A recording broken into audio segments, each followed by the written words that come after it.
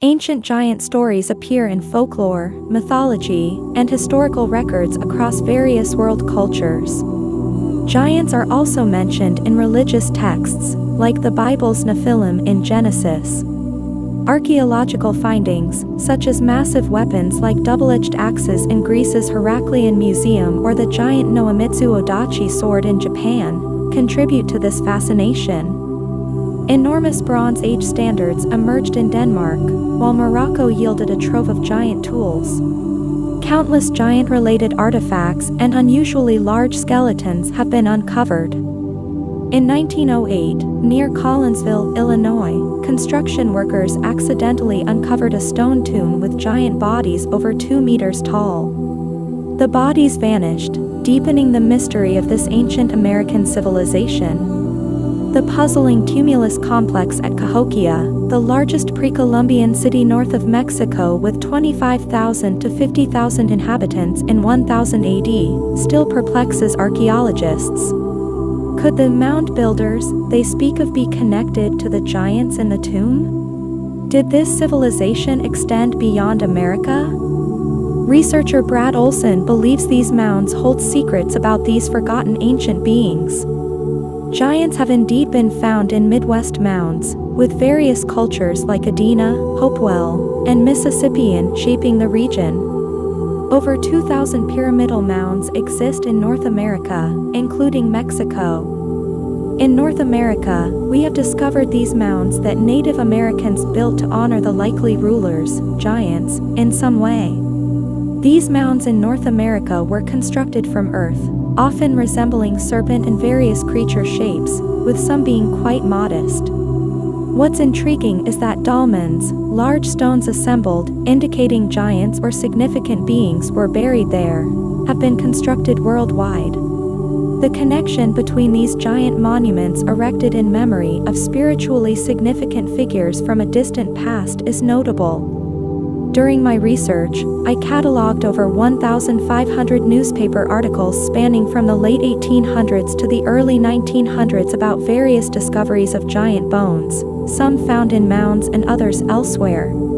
Interestingly, some of these were of Native American origin. It's fascinating because if we examine the writings of early North American explorers, tribal chiefs were often described as giants, with some reaching heights of 3 to 4 meters.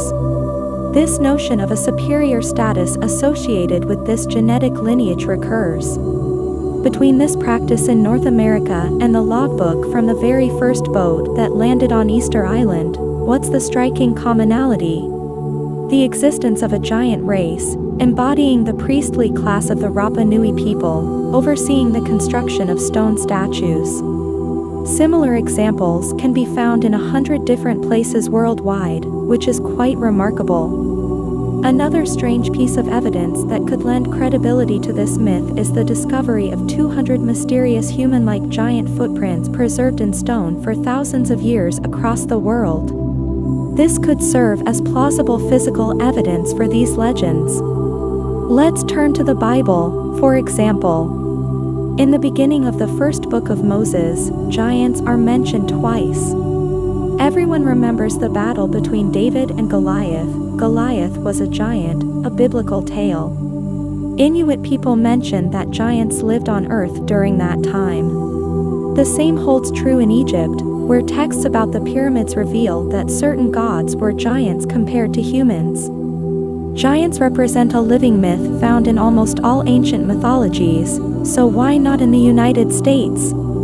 If this is true, how could all the evidence have disappeared over the last 200 years? Over the years, several hundred very large skeletons were discovered in Native American mounds and cemeteries. Many of them measured between 2 and 2.5 meters in height. They were discovered by archaeologists and taken away for archival purposes, but now, unfortunately, they have all disappeared. Many publications have since emerged about these discoveries, but who were these giants, and what happened to them? First, it's important to note that all these remains have vanished. Sadly, even though many of them were housed in archaeological institutions, they were repatriated in the early 1990s under the Native American Graves Protection and Repatriation Act, NAGPRA, which mandated the return of remains of indigenous peoples. Consequently, they have all vanished from museums and institutions, and we can no longer examine them today.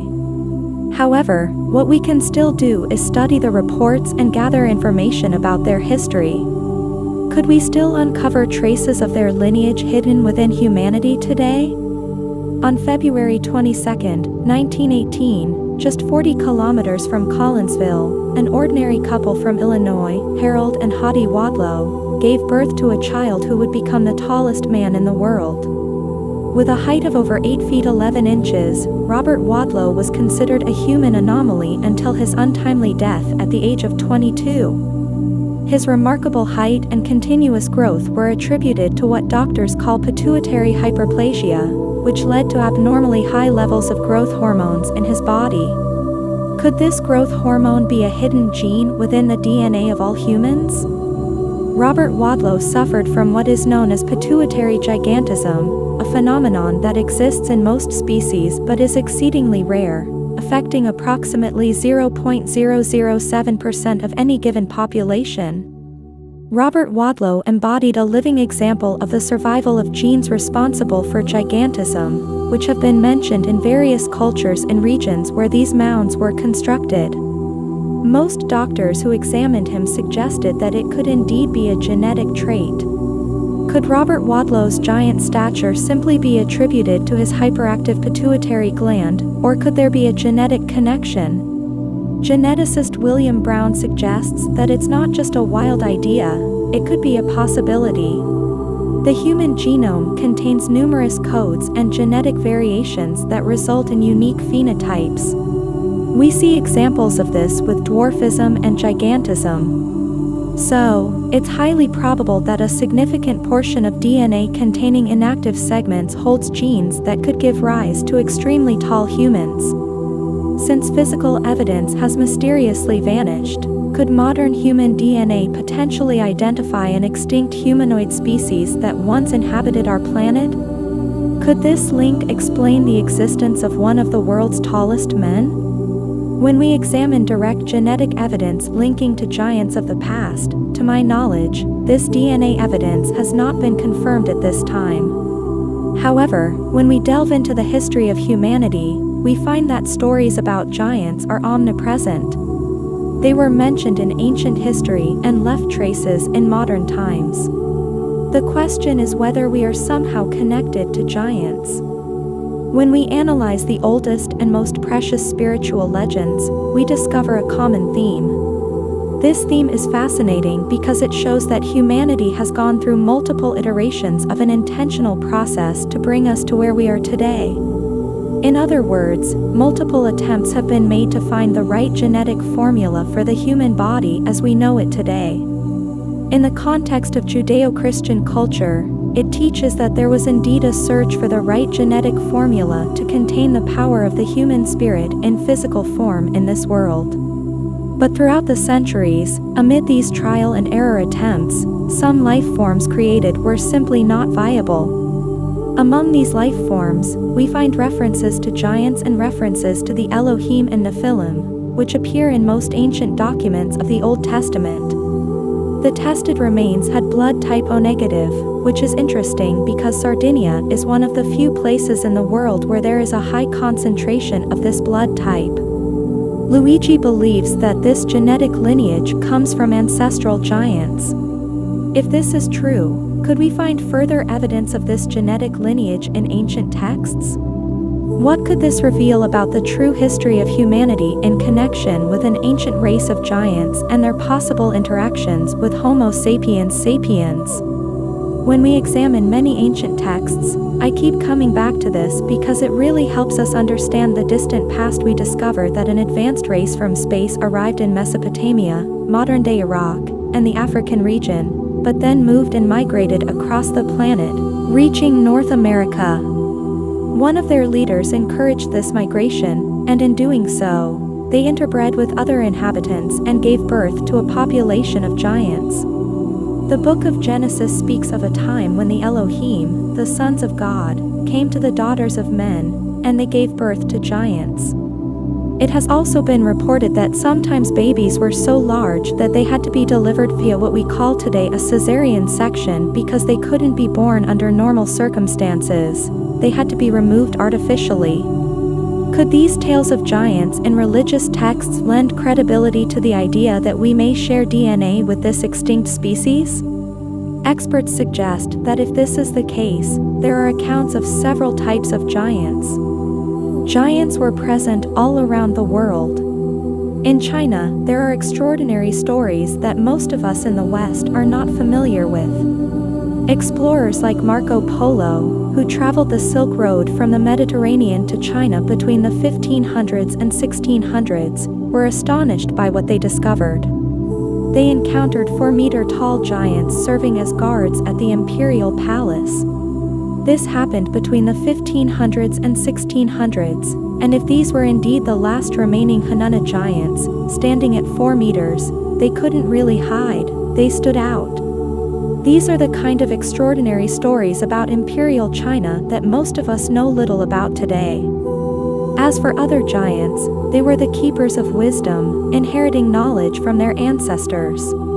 They possessed information on how to build megalithic structures, cultivate crops, understand celestial cycles, spoke multiple languages, and, according to ancient texts, had the technology to travel around the planet.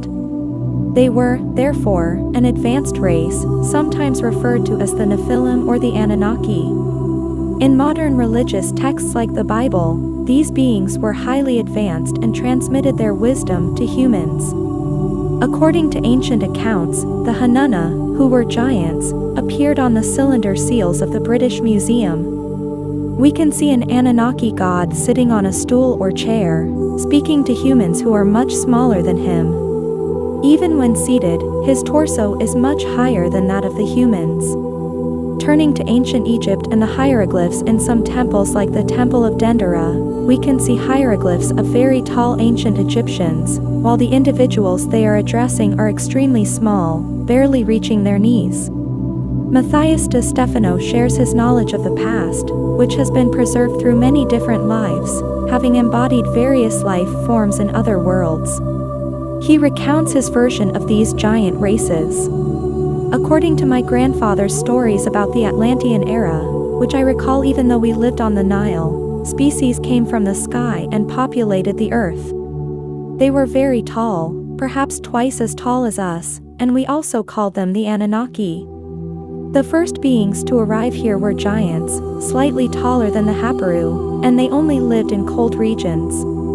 It should be noted that the Anunnaki spread across the world during the time of the last ice age, which occurred about 200,000 years ago and ended around 10,000 BC. Throughout this period, the Anunnaki ruled over regions such as Europe, Siberia, parts of the Middle East, and North America. Some of the Anunnaki were very tall, and most of them had red hair. These beings were the rulers, but they were not warriors. The accounts don't say that they fought against humans, but they were not friendly either. They came to Earth to transfer information into the ice and lived like ancient humans, surviving in caves. They did not form a civilization. They didn't have cities, they lived in small groups. Some of them even lived alone or in groups of 3. They were not very numerous and lived in the northern regions.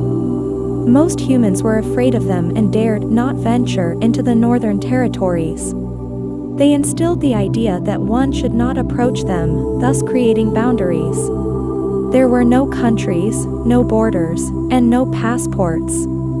The only way to convey that one should not cross a certain point was through fear.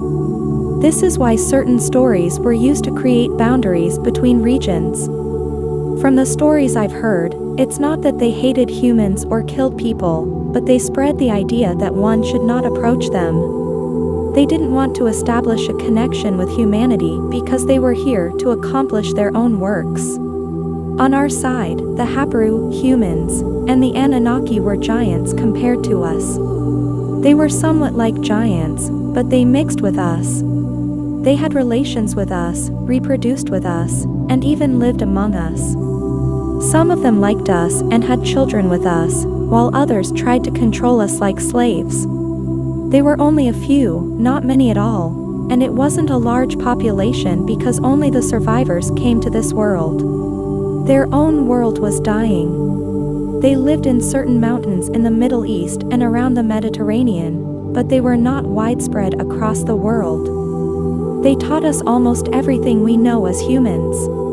They passed on the knowledge of fire, agriculture, societies, and even religion. Even though most of them mistreated humans, they made us what we are today. If there were a lineage of what we call giants on this planet, is it possible that they still exist today, either through our DNA or secluded in remote areas? In the high plateaus of central China and Tibet in the 1990s and into the mid-2000s, we spent time with monks and nuns who spoke to us about giants still living in the Himalayas. They are said to live in caves in the Himalayas that are not easily accessible. It appears that they do not possess a spoken language like ours. We do not know their exact age, but it seems they still exist. While we were there, they showed us physical remains, skulls, and arms of these beings that were discovered in caves after their passage. An ancient civilization of giants once roamed the earth. Why are accounts of their existence reduced to myth and legend? Are modern giants like Robert Wadlow simply the result of an overactive pituitary gland, or could they be the product of a lineage within human DNA that dates back to immensely tall beings? Accounts of interactions between ancient peoples and giants can be found on most continents of the planet. Could these stories refer to a race that has since disappeared, with two distinct characteristics attributed to giants, some considered barbaric savages, and others as enlightened spiritual guides of humanity? What can we learn from our giant past? In the time when we were forming a civilization at Kem in northern Egypt, approximately 12,000 years ago, we regarded the giants as the fathers and mothers of our civilization. Many beings came from the stars and taught us things, but none of them taught us as much about ourselves as the giants did because they also possessed emotions. Other beings like the Arcturians or the Syrians were solely interested in information and architecture. But the giants were like us, they had emotions. They had problems in their families, issues with their parents, and sibling rivalries. They thought about suicide, experienced depression, felt happiness, celebrated, had sexual desires, and wanted to start families. We had a lot in common with them. In our collective unconscious, the presence of giants made us believe that the gods and goddesses were like us, that we could become like them, that we could also grow. The idea was to create gods in their image because they possessed powers that we didn't have, like the power to control fire, air, or lightning, things they had learned through their own evolutionary processes that had brought them to their level of development. But when we realized that they had the same feelings and problems as we did, we understood that we could also possess the same powers, that we could become like them. It was through this realization that we won the war against them. This is how humans understood that they could be stronger. We wanted to become like Poseidon, we wanted to be like Zeus. They represented the famous figures of that time, the equivalent of Hollywood stars in our era. So, we wanted to resemble them, and they showed us that we could be like them. I believe that what we have inherited from them today is not what they did while living in our world in terms of civilization, slavery, etc. Rather, it's the idea that, regardless of a person's size, we all have the same problems, and we can all grow in every sense of the word. Could the existence of giants be encoded in human DNA? Might we one day be able to unlock the strength, wisdom, and knowledge of our ancestors from within ourselves? And is it possible that today, giants walk among us, perhaps even in our own backyard? By unraveling the mystery of these ancient giants, humanity might learn more about itself and the world in which it lives. And that's it for today in our exploration of the mysteries of forgotten civilizations. We hope you've enjoyed this journey through time and space to uncover the fascinating enigmas of these ancient cultures. If you liked this video, don't forget to give it a thumbs up, share, and subscribe to our channel so you won't miss our future discoveries and investigations into the secrets of the past. Who knows what mysteries we'll reveal next time? Stay curious, stay connected, and keep exploring the unknown with us. See you soon for new adventures.